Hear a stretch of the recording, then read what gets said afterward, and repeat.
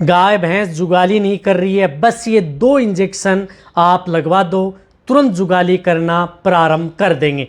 कौन से ऐसे 2 इंजेक्शन हैं जो आप अपनी जो गाय भैंस हैं वह यदि जुगाली नहीं कर रही है तो उस स्थिति में उन इंजेक्शनों का उपयोग करवा देना चाहिए, जिससे कि बेटर रिजल्ट देखने को मिले।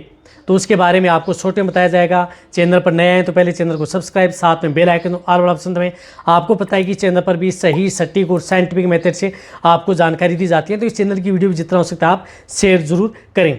यदि आपकी जो गाय भैंस हैं वह जुगाली नहीं कर रही है, खाना नहीं खा रही है, इस तरह की दिक्कतें हैं वह सबसे ज़्यादातर देखने को मिलती हैं। दिक्कत कोई नहीं है, टेम्परेचर भी नॉर्मल है, लेकिन क्या करती हैं कि वो खाना नहीं खा रही हैं और कई बार जुगाली नॉर्मल करती हैं, कई बार जुगाली छोड़ देती हैं, कई बार खाना कम खाती हैं, कई बार छोड़ देती हैं। इस तरह की यदि दिक्कतें यदि आपके पशु में देखने को मिल रही हैं, गाय भैंस में, तो उस स्थिति में आपको उनको ये 2 इंजेक्शन उस स्थिति में यदि आप लगवा देंगे तो सबसे ज़्यादा बेस्ट रिजल्ट आपकी गाय भैंस में देखने को मिलेगा।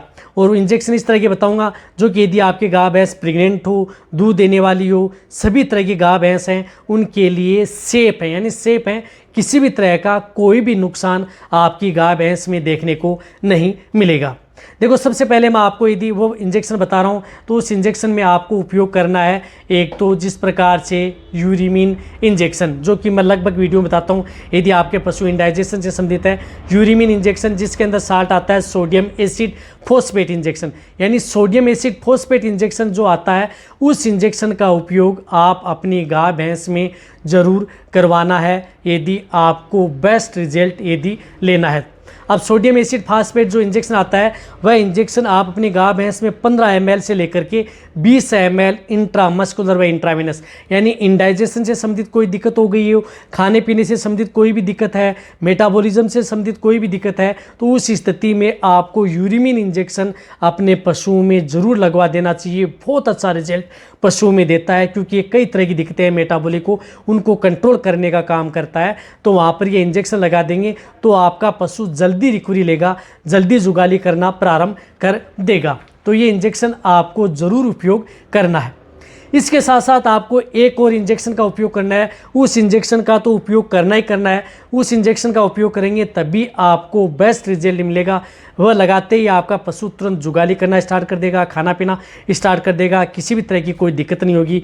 तो वह इंजेक्शन आता है जिस तरह से विरबेक का रूमेरिक इंजेक्शन, रूमेरिक इंजेक्शन जिसके अंदर salt of B complex and amino acids, यानी B complex and amino acid salt का जो इंजेक्शन आता है उस साल्ट के इंजेक्शन का उपयोग आप अपने पशुओं में करवा सकते हैं बिना किसी साइड इफेक्ट के, यानी कोई भी नुकसान आपके पशु में नहीं करता है। इसकी डोज बड़े पशुओं में ओनली 10 ml इंट्रामस्कुलर व इंट्रावेनस, ये भी दोनों रूट से पशुओं को लगाया जाता है। तो ये इंजेक्शन आप अपनी जो गाय भैंस हैं 10 ml आपको रूमेरिक इंजेक्शन और 15 ml आपको यूरिमीन इंजेक्शन, ये दोनों इंजेक्शन आप उन पशुओं को एक साथ, यानी दोनों फुट्टों में आप उन पशुओं में उपयोग कर सकते हैं।